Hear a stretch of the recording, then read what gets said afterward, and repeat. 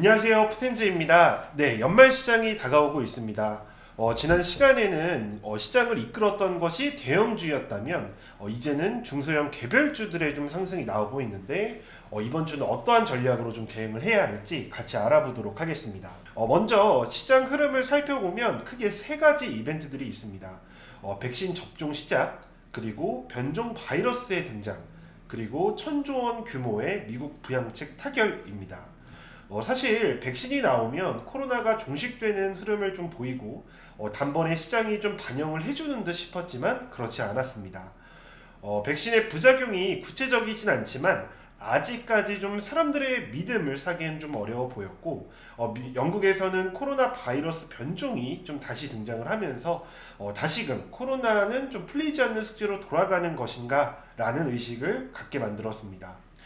때문에 백신주들의 상승이 나오기보다는 내년 임상 결과가 나오는 치료제 종목들의 순환매가 보이기 시작했고 미국 부양책 타결로 시장에 긍정적 유동성을 좀 공급을 해주면서 이러한 치료제 종목들을 공격적으로 매수에 가담하는 투자자들까지 나타나기 시작했습니다. 다만 12월 연말에 피해야 할 요소 양도소득세가 좀 남아있기 때문에 큰 손들이 현재 보유 수량을 가지고 내년으로 넘어가진 좀 않을 겁니다. 때문에 이러한 순환매는 좀 단기성으로 볼 수가 있고 연말 배당락 이후에는 시장의 모습이 바뀔 수 있다는 것을 계속해서 좀 의식을 해야 합니다. 따라서 연말 배당락 전까지는 계속해서 치료제, 2차전지, 신규 상장 종목들이 강세를 좀 보일 수가 있고 이번 주는 이러한 단기성 투자에 집중을 해야 할 시기며 다음 주 배당락일이 지나면 2021년 종목들을 포트에 좀 완성을 시켜야 하는 시기입니다. 때문에 며칠 새 급등을 보이는 대웅, 그리고 종근당, 치료제 종목들, 그리고 명신산업과 같은 2차전지 테마들의 후속주들을 좀 찾아서 매매하는 것이 좀 필요하고요. 고점에 올라간 종목들을 대응하기보다는 재료가 비슷한 종목들끼리 엮어 미리 선매수에 슈팅시 청산하는 전략이 유효합니다. 또한 빼먹지 않고 2021년 매수를 정해놓은 종목들은 지금부터 계속 모니터링을 해서 구간을 좀 점검을 해야 합니다.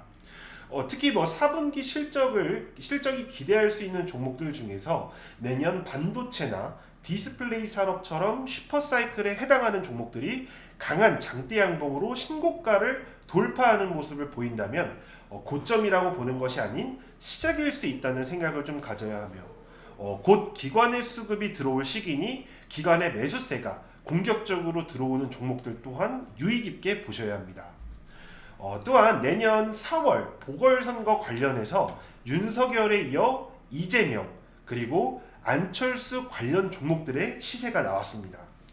이외에 후보군들에 대한 체크도 반드시 좀 필요한 시기며 이러한 흐름들은 내년 1월부터 2월까지 좀 지속적으로 나올 수 있기 때문에 집중해서 보셔야 합니다. 특히 시장 후보에 등록은 하지 않더라도 향후 대권주자 후보에 대한 기대감이 나오는 후보들이라면 틀림없이 좀 시세가 나올 테니 내년 4월 전까지는 매집주를 좀 찾는 것이 필요합니다.